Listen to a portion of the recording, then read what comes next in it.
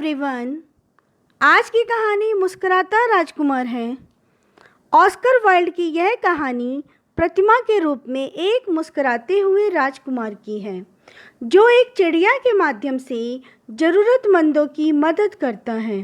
कहानी परोपकार के लिए प्रेरित करती है। कहानी इस प्रकार है, सुनिए।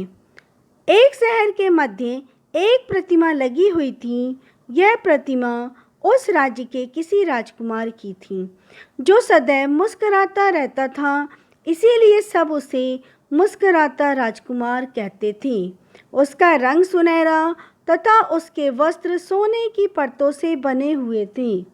उसकी आंखें हीरे जड़ित और तलवार रत्नों से जड़ी हुई थीं।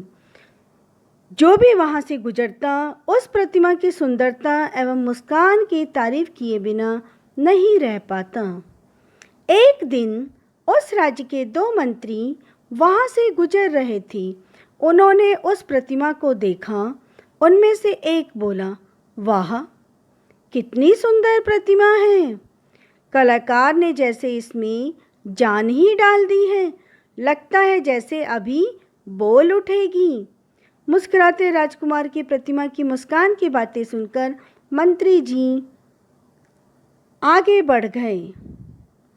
तभी एक माँ अपने छोटे बच्चे का हाथ थामे वहाँ से गुजरी।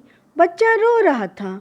माँ ने मुस्कुराते राजकुमार की प्रतिमा की ओर इशारा किया और कहा, उस राजकुमार को देखो, सदैव मुस्कुराता रहता है। बात बात पर रोना अच्छी बात नहीं है। यह सुनकर राजकुमार की प्रतिमा को और अच्छा लगा। अभी कुछ ही देर हुई थी कि एक चिड़िया कहीं से उड़ती हुई आई और उस प्रतिमा पर बैठ गई। चिड़िया बहुत थकी हुई लग रही थी। उसके पीछे उड़ते उड़ते अन्य चिड़िया भी आ रही थी। चिड़िया अभी आराम कर ही रही थी कि बूंदाबांदी होने लगी। चिड़िया बोली, अरे, मैं तो आराम करने यहाँ बैठी थी, किंतु अब क्या करूँ? यहाँ तो बारिश से बचने के लिए सिर ढकने की भी जगह नहीं है। क्या फ़ायदा ऐसी मूर्ति का जो किसी को भीगने से भी ना बचा सके। अपनी चिमनी में ही चलती हूँ, इससे तो वही अच्छी है। चिड़िया की बात सुनकर मुस्कुराते राजकुमार की आंखों में आंसू आ गए। वह चिड़िया की मदद करना चाहता था। उसने चिड़िया से कहा, रुको, मेरी बात सुनो। मेरे दोनों पाँवों के बीच बारिश से बचने की जगह है, तुम यहीं बैठ जाओ। चिड़िया को राजकुमार की बात जम गई और वह वहीं जमकर बैठ गई। रात को राजकुमार ने चिड़िया से कहा, तुम्हें पता है, कभी मैं भी सेन साउची के बड़े किले में रहता था, सदा खुश रहता था तथा हमेशा सबके काम आता था। अब मैं जीवित नहीं रहा, शायद मेरा दिल भी नहीं रहा। मैं चाहते हुए भी किसी की कोई मदद नहीं कर सकता। क्या तुम मेरी मदद करोगी?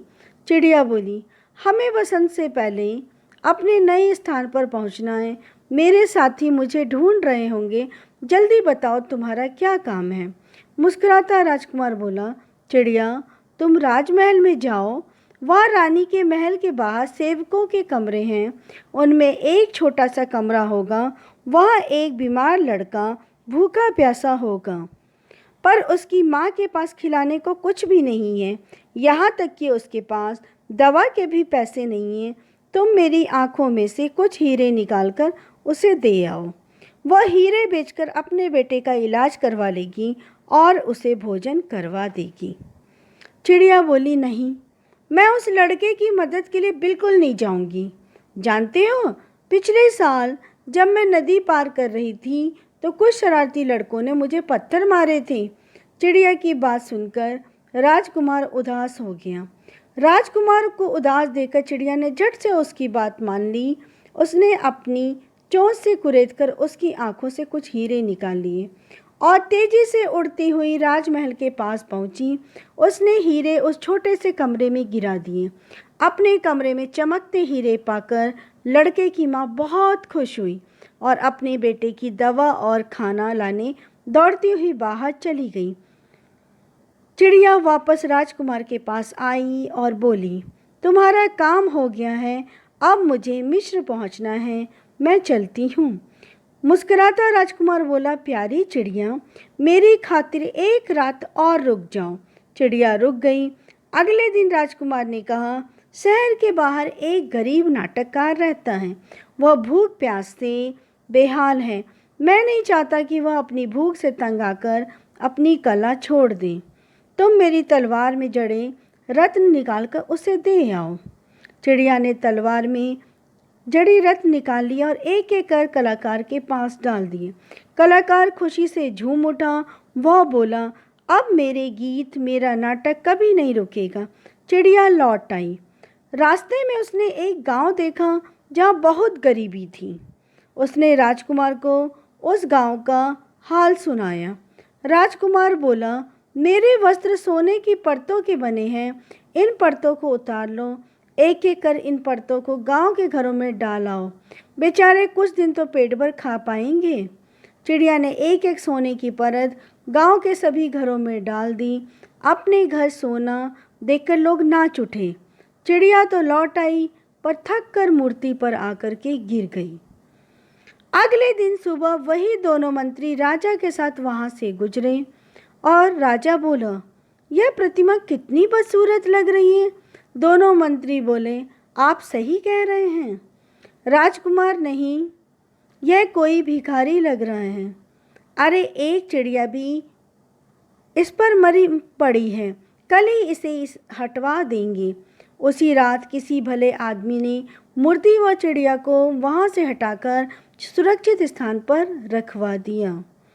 तो आपने इस कहानी में देखा कि मूर्ति ने किस प्रकार लोगों की मदद की। मुस्कुराते राजकुमार ने प्रतिमा के रूप में होते हुए भी सभी लोगों की मदद की।